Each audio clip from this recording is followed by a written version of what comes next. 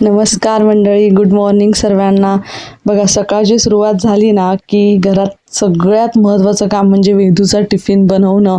रोज काहीतरी नवीन बनवायचं आहे, चविष्ट पाहिजे आणि त्यासोबत ते पौष्टिकही बनवायचं असतं. मग मी आज काय केलं आहे, एकदम सोपी अशी मुलीला आवडेल अशी रेसिपी मी बनवली आहे. तर सांगते. हे बघा, बीट घेतलं आहे. बीट गाजर चांगलं साफ करून घेतलं आणि त्याचे बारीक बारीक काप केले.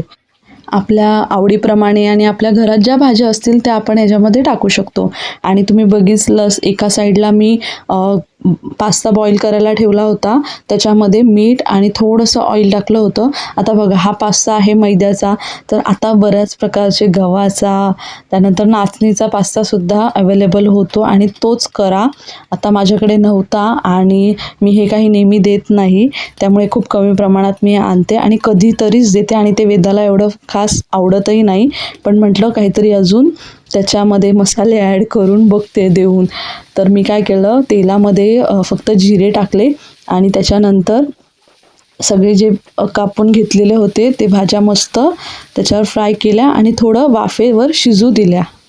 स्कूलने ना मेन्यू ठरवलेला असतो, मंगळवारी वेगळं, बुधवारी वेगळं, सोमवारी वेगळं. तर तसं मला काही प्रत्येक दिवशी तसंच जमत नाही. मला ज्या पद्धतीने जे अवेलेबल असेल ते देते. मी फ्रूट्सही तिला कट करून देते. पण मग असं नाही आहे की वेनसडेला फ्रूट्स सांगितले तर मी त्याच दिवशी देईल, नाही, तसं माझ्याकडून होत नाही. जसं जमतं, जे अवेलेबल आहे ज्या दिवशी ते मी देते.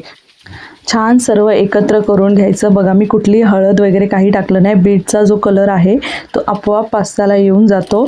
आणि आता हे थोडंसं वाफू द्यायचं आणि हे त्याला छान कलर पण येणार. आणि त्याच्यामध्ये ना मी ऑरिगॅनो, चिली फ्लेक्स थोडे आणि ऑरिगॅनो टाकल्यामुळे त्याला एक वेगळी चव येते.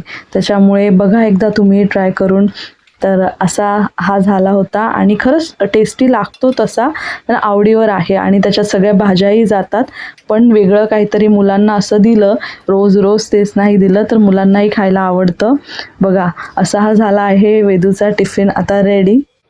तुमच्या घरी आज टिफिनमध्ये काय गेलं आहे कमेंटमध्ये मला नक्की सांगा. तोपर्यंत बाय.